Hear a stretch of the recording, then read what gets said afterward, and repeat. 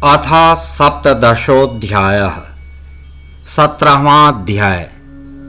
पुत्र के वध से कुपित जगदम्बा का अनेक शक्तियों को उत्पन्न करना और उनके द्वारा प्रलय मचाया जाना।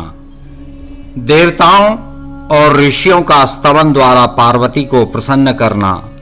शिवजी के आज्ञा अनुसार हाथी का सिर लाया जाना और उसे गणेश के धड़ से जोड़कर उन्हें जीवित करना। नारद जी बोले, हे ब्राह्मण, हे महाप्राज्ञ, अब आप मुझे बताइए कि संपूर्ण समाचार सुन लेने पर महादेवी ने क्या किया। उसे ठीक ठीक सुनना चाहता हूं।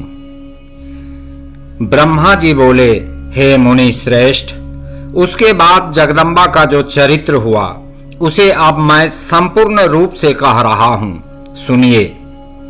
गणाधीप उस गणेश के मार दिए जाने पर शिवजी के गणों ने मृदंग एवं पटह बजाए तथा महान उत्सव किया। हे मुनीश्वर, शिवजी भी गणेश जी का शिरश्छेदन कर ज्यों ही दुखी हुए, उसी समय गिरिजा देवी अत्यंत क्रोधित हो गईं। उन्होंने कहा, हाय, मैं क्या करूं, कहां जाऊं? मुझे बहुत बड़ा दुख उत्पन्न हो गया है। इसके मरने से तो मुझे बड़ा क्लेश हुआ। वह दुख किस प्रकार से दूर हो सकता है?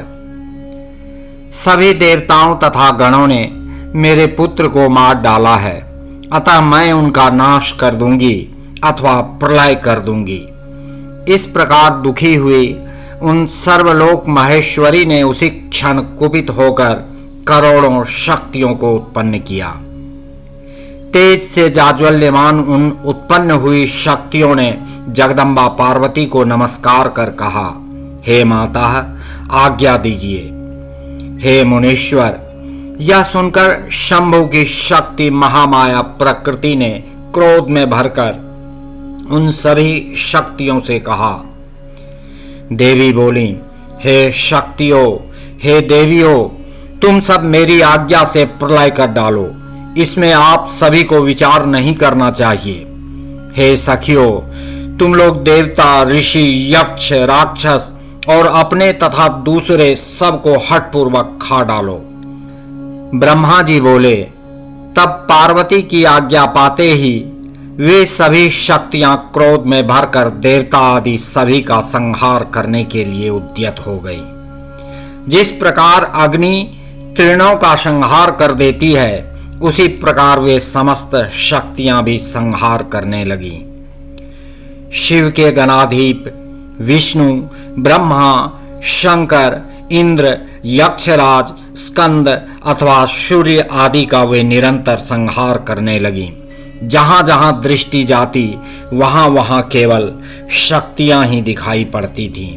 उस समय कराली, कुब्जका, खंजा, लंबशीर्षा आदि अनेक शक्तियां देवताओं को हाथ से पकड़कर मुख में डालने लगी। उस संहार को देखकर हर ब्रह्मा, हरि तथा इंद्रादि सभी देवतागण एवं ऋषि इस संदेह में पड़ गए कि क्या देवी अकाल में ही प्रलय कर देंगी। इस प्रकार उनमें जीवन की आशा समाप्त सी हो गई। सभी लोगों ने मिलकर कहा कि अब हमें क्या करना चाहिए, सब लोग इस पर विचार करें।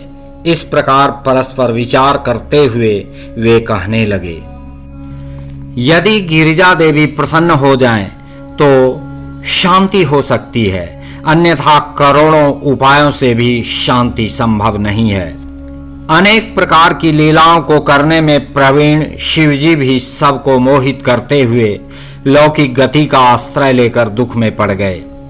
किंतु सभी देवताओं की कमर उस समय टूट गई जब पार्वती के पास जाने का प्रश्न उठा। उन्होंने सोचा कि पार्वती साक्षात क्रोध की मूर्ति हैं, कोई भी उनके सामने जाने का साहस नहीं कर सकता है।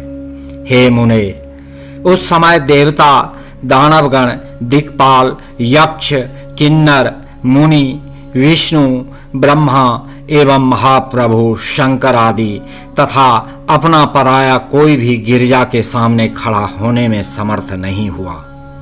सभी ओर से पार्वती के जलते हुए उस दाहक तेज को देखकर सभी लोग दूर खड़े हो गए।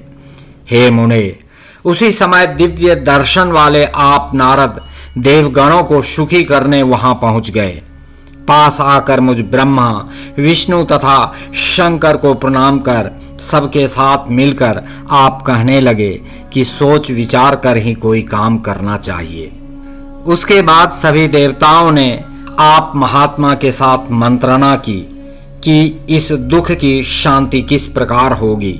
इसके बाद उन्होंने कहा, जब तक गिरिजा देवी कृपा नहीं करेंगी तब तक दुख की शांति संभव नहीं है, इसमें कोई विचार नहीं करना चाहिए। उसके बाद सभी ऋषि आपको साथ लेकर पार्वती के पास गए और क्रोध शांत करने के लिए शिवा को प्रसन्न करने लगे। सभी ने बारंबार प्रणाम किया और अनेक स्तोत्रों से स्तुति करके उन्हें प्रसन्न करते हुए देवगणों की आज्ञा से प्रेम पूर्वक कहा। देवर्षि बोले, हे जगदम्ब, आपको नमस्कार है, आप शिवा को नमस्कार है, आप चंडिका को नमस्कार है, आप कल्याणी को नमस्कार है। हे अम्ब, आप ही आदि शक्ति हैं, आप ही सर्वदा सृष्टि करने वाली, पालन करने वाली तथा प्रलय करने वाली शक्ति हैं। हे देवेशी, आप प्रसन्न हो, शांति कीजिए, आपको नमस्कार है। हे देवी, आपके क्रोध से सारा त्रैलोक्य विकल हो रहा है। ब्रह्मा जी बोले, इस प्रकार आप सभी ऋषियों ने मिलकर पराम्बा की स्तुति की। तब भी क्रोध पूर्ण दृष्टि से उनकी ओर देखती हुई उन शिवा ने कुछ भी नहीं कहा।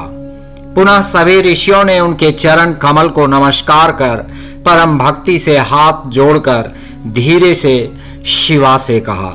ऋषिगण बोले, हे देवी, क्षमा कीजिए, क्षमा कीजिए, इस समय प्रलय होना चाहता है।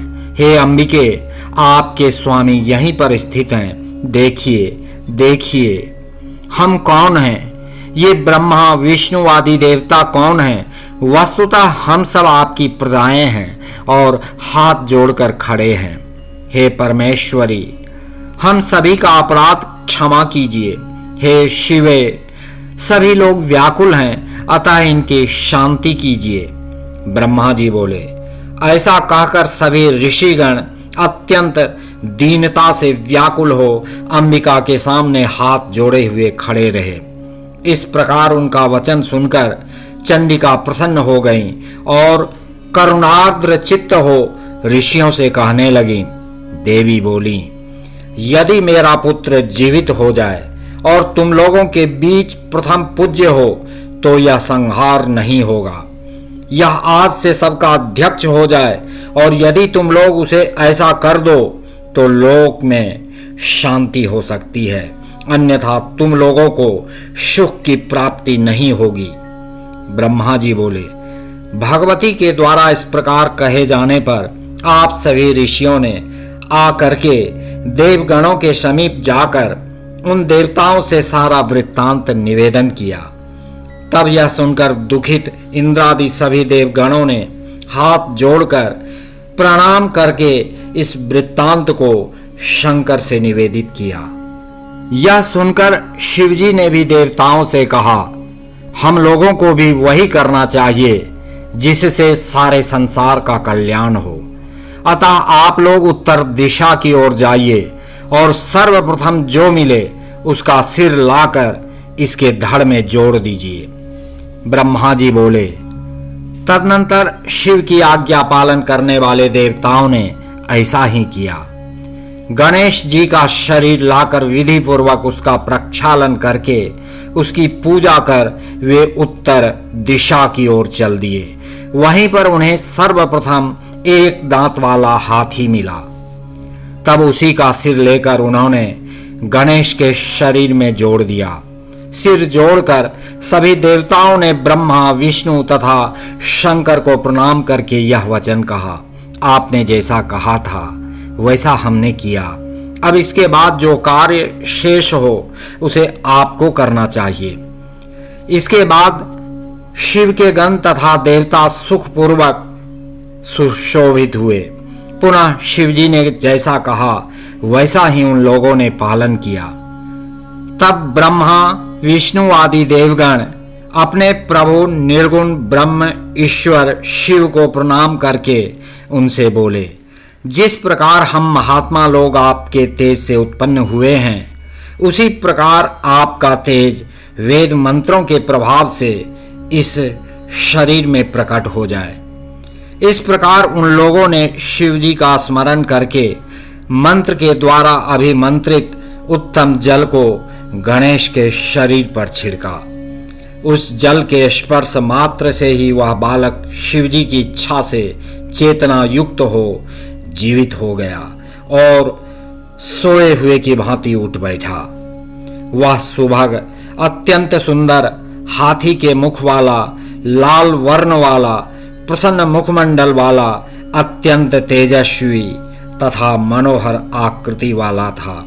हे मुनीश्वर, उस बालक पार्वती पुत्र को जीवित देखकर सभी लोग अत्यंत प्रसन्न हो गए और सबका दुख नष्ट हो गया। इसके बाद हर्ष से युक्त सभी लोगों ने देवी को उसे दिखाया और अपने पुत्र को जीवित देखकर देवी अत्यंत प्रसन्न हुई।